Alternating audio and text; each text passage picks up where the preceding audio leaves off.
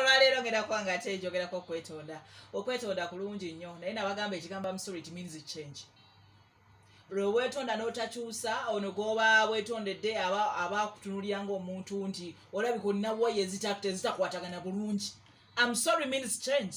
bw'oba osazeewo okwetonda kyusamu ebyo ebikolwa byo awo tujja kubanga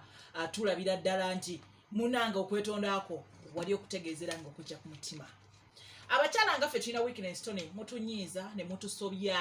olw'okuba tuba twagala omukyala gwe mayita peace buli namunna gwe mwekwasa gwe munoonya mama mirembe ne twetondera ne byebutakoze kati ngenda leero mutera okugamba nti nyonoona kuno tetugenda kuba kwonoona bakyala bannange mbabuulira mulekerawo okwetondera ebintu bye mutakoze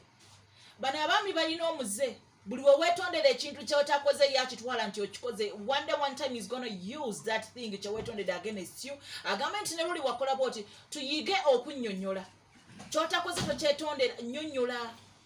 politely wekakanye ng'omukyala nti munnange mwami we kyabadde bwekiti ne bwekiti tebwetonderanga bintu byatakoze personally I had that weakness mukwano gwange nange nakajja mukwano gwange nanga sofirekeraawo okwetondera teyanyonona by the way kankoledde bulungi nnyo era kakoze era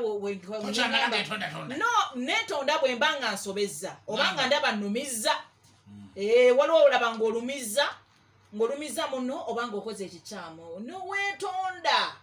naye tone okunnyonnyola kiringa tone osobola okwogera ekintu nolowooza oba muno mu lusaali ne tusaakirira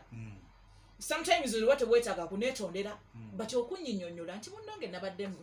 kyabadde bwekiti ne bwekiti abakyala tuyiga okunnyonnyola teweetondatonda nnyo bintu byotakoze kubanga muli mutima kisigala kikuluma tone bwali wetondeka ekintu kyokola nogamba nkikozera naakola ntya osigala mu mutima olumwa gwe mwennyini gweoyagala owaddeyo essanyu lyoli asigale nga musanyufu nga gweruma bakyala nedda mulekeraawo oboogabye wiini zeetax and word not every time kuba mu mutima muli osigala olumwa tunnyonnyole wekakanye bulungi ng'omukyala omuganye nti buli munnange bukyabadde bwekiti bannamwe you people